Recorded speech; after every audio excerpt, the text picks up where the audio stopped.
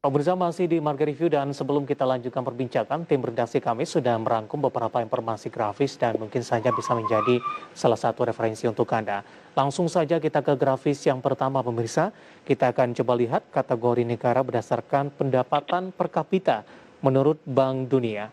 Di mana untuk high income ini di atas 12.535 dolar Amerika Serikat, kemudian juga ada upper middle income. Ini ada range-nya pemirsa di 4.046 sampai dengan 12.535 dolar Amerika Serikat.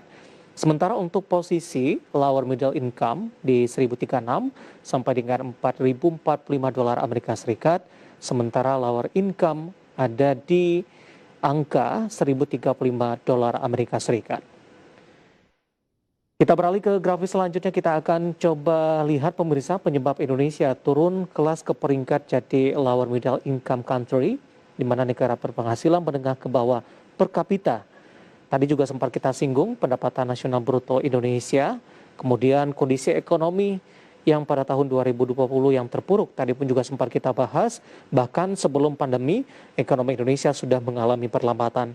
Pertumbuhan ekonomi Indonesia di 2,07% di tahun 2020. Kita beralih ke grafis selanjutnya. Kita akan coba lihat contoh negara dengan peringkat menengah ke bawah pemirsa.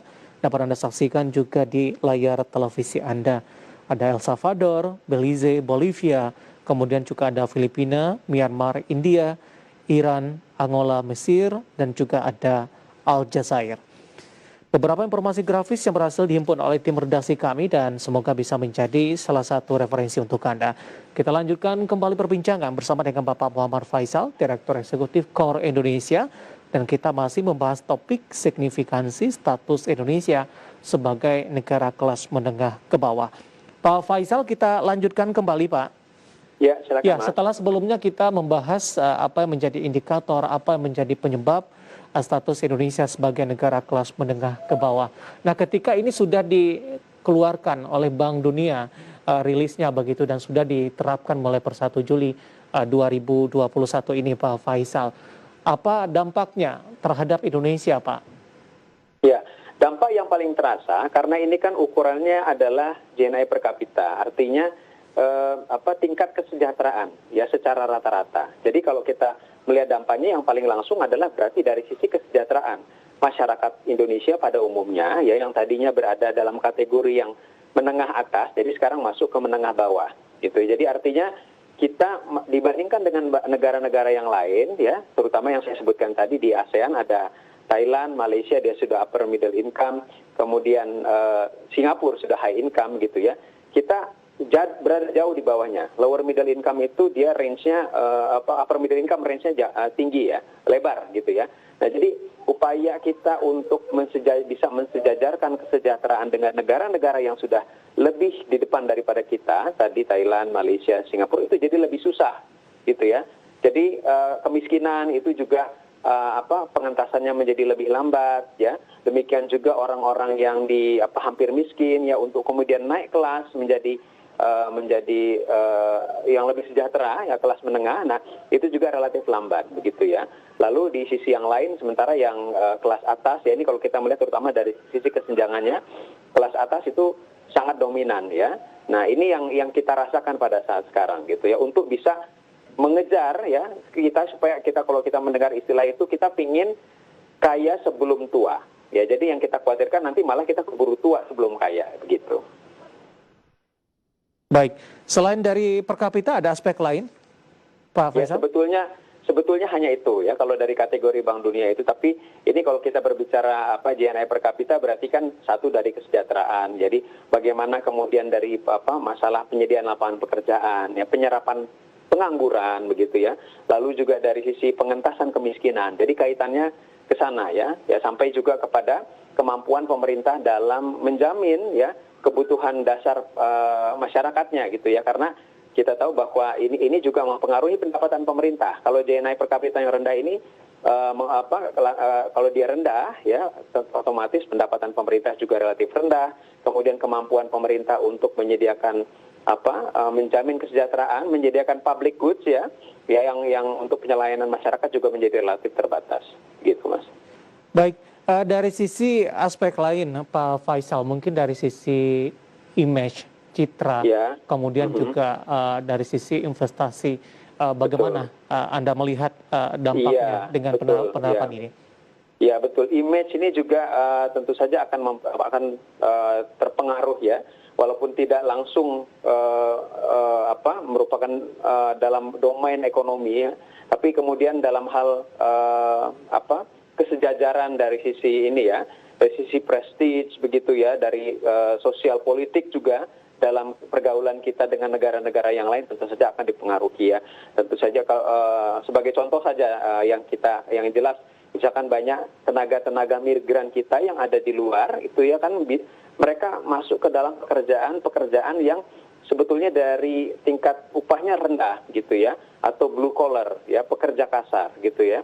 Kalau kita bandingkan dengan negara yang sama-sama lower middle income saja seperti Filipina, mereka bisa masuk ke pekerjaan yang lebih tinggi ya statusnya dan juga dari sisi upahnya gitu. Nah jadi ini karena tidak lepas dari karena di dalam negeri itu tadi karena tingkat kesejahteraan kita rendah, penyediaan lapangan pekerjaan yang berupah tinggi itu juga relatif terbatas.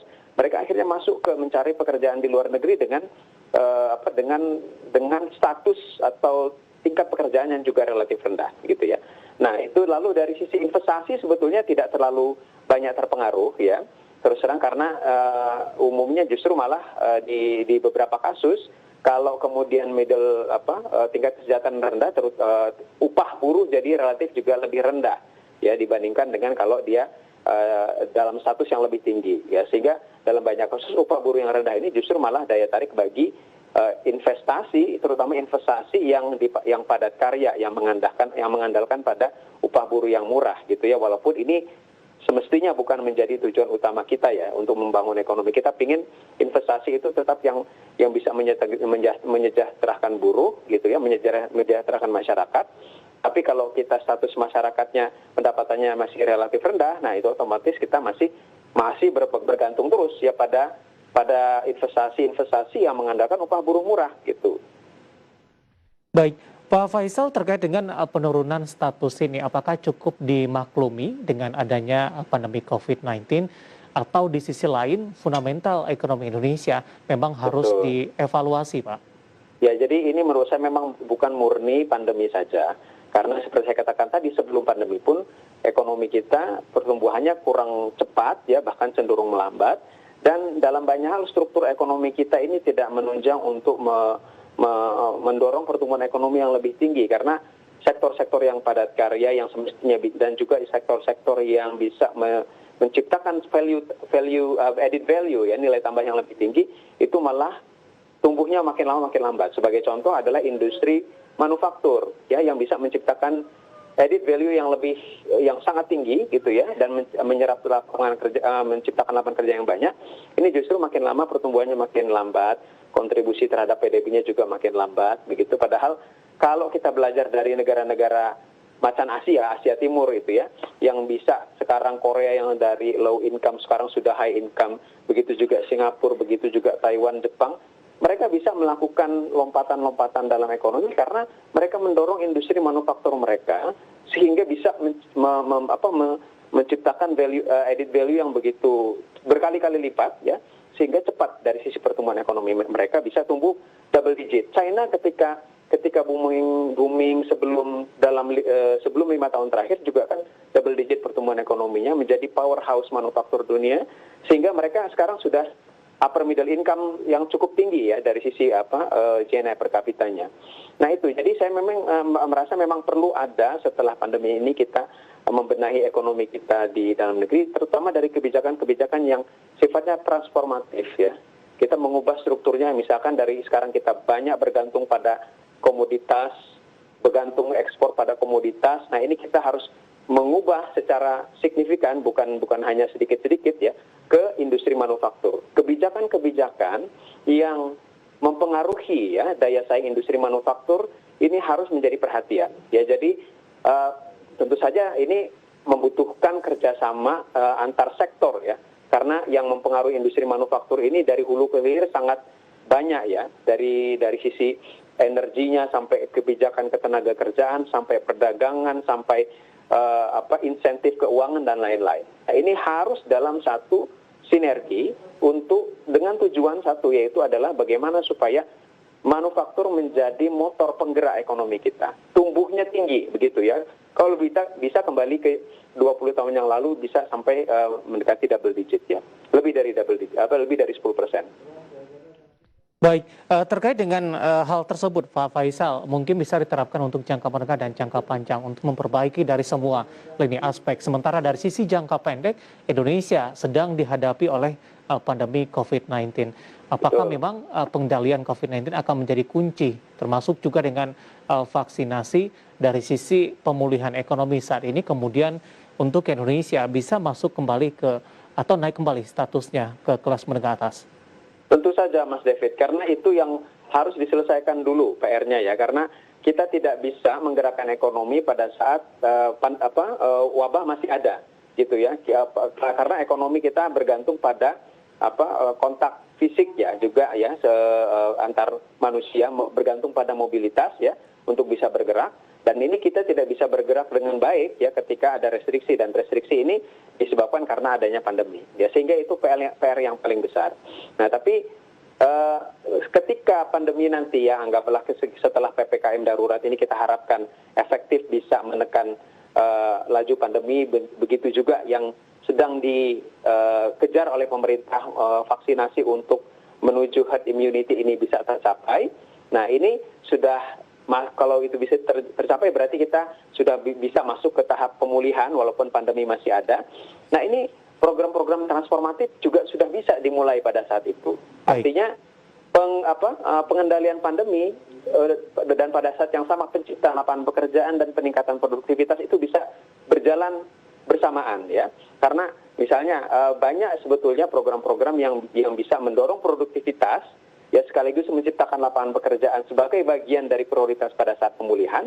Nah, ini bisa berjalan beriringan gitu. Jadi transformasinya ada dan upaya pemulihan dalam jangka pendek bagi kesejahteraan masyarakat juga ada gitu ya. Jadi itu yang saya pikir harus banyak digalakkan pada saat nanti pemulihannya. Baik, Pak Faisal, menarik, kita masih punya satu segmen lagi. Di segmen selanjutnya nanti kita akan coba bahas dengan adanya pandemi COVID-19, tampaknya tekanan terhadap pertumbuhan ekonomi masih akan terus berlanjut. Beberapa target dari pemerintah tampaknya agak sulit tercapai nih Pak Faisal. Ya, bagaimana betul. Anda melihat dengan indikator pertumbuhan ekonomi, apakah Indonesia akan mampu bertahan di penurunan status posisi saat ini, atau ada peluang ke penurunan status ke lebih rendah lagi, dan antisipasi dalam jangka pendek yang harus dilakukan oleh pemerintah? Nanti kita akan lanjutkan dan pemirsa tetap bersama.